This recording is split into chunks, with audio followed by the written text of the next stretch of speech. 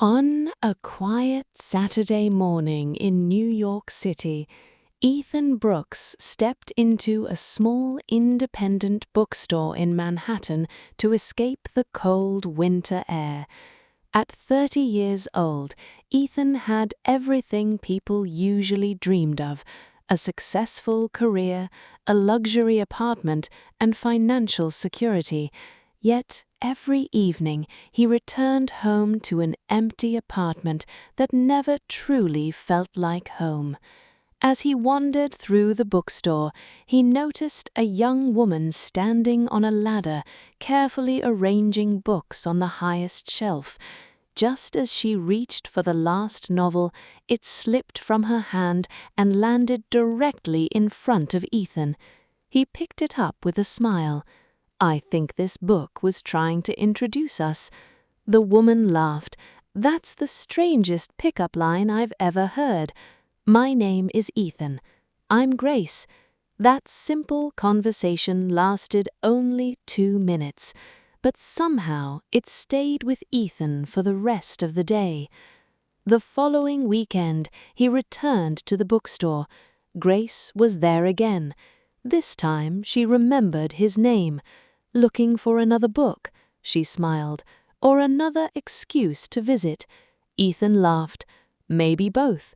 From that day on, every Saturday became special. Sometimes Grace recommended classic novels. Sometimes Ethan brought coffee for both of them. After the bookstore closed, they explored New York together. They watched street musicians perform in Central Park. They admired the lights in Times Square. They shared pizza in Brooklyn.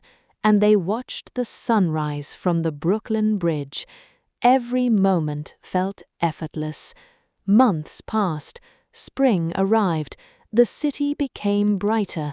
So did their hearts. One evening, Grace confessed something she had never told anyone. "When I was 12, she said softly, "my parents opened this bookstore." She looked around the quiet room. "After they passed away, I promised myself I'd never let this place disappear." Ethan understood why every book meant so much to her. It wasn't just a bookstore, it was her family. One afternoon, disaster struck. The landlord informed Grace that the building had been sold. The bookstore would close forever in just 30 days.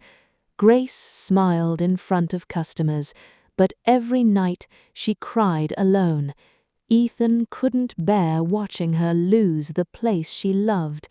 Without telling Grace, he spent the next several weeks meeting investors, contacting local writers, and organizing a city-wide campaign to save the bookstore.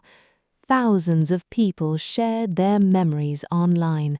Authors donated signed books, neighbors volunteered, local news stations covered the story. The little bookstore suddenly became the heart of the community. On the final day before the building was scheduled to close, Grace unlocked the front door one last time. Instead of an empty store, she found hundreds of people waiting outside. Friends, customers, children, writers, journalists, and Ethan. He walked toward her holding a small envelope. Inside was the deed to the building. "The bookstore belongs to you now," he said. Grace stared at him in disbelief. "You bought it?" Ethan smiled. "No, we all did." He pointed toward the crowd. Everyone here believed this place deserved another chapter. Tears streamed down Grace's face. She looked around at the people whose lives had been touched by a single bookstore. For the first time in weeks, she smiled without pretending. That evening, as snow gently began to fall outside, Ethan led Grace to the reading corner where they had first met. He knelt on one knee, pulled out a small velvet box, and quietly asked, Grace, you spent your life protecting stories. Would you let us write our own, together?" Grace couldn't speak. She simply nodded. The bookstore filled with applause. Years later, the bookstore became one of New York's most beloved places. Couples came there for their first dates. Children discovered their favorite books. Tourists stopped to take pictures. And near the entrance, a small wooden sign read, "Every great love story begins with a single page." Whenever someone asked Ethan how he found the love of his life, he smiled and answered, "I wasn't searching for love. I was only looking for a book. Sometimes life gives you a far better story than the one you planned to read."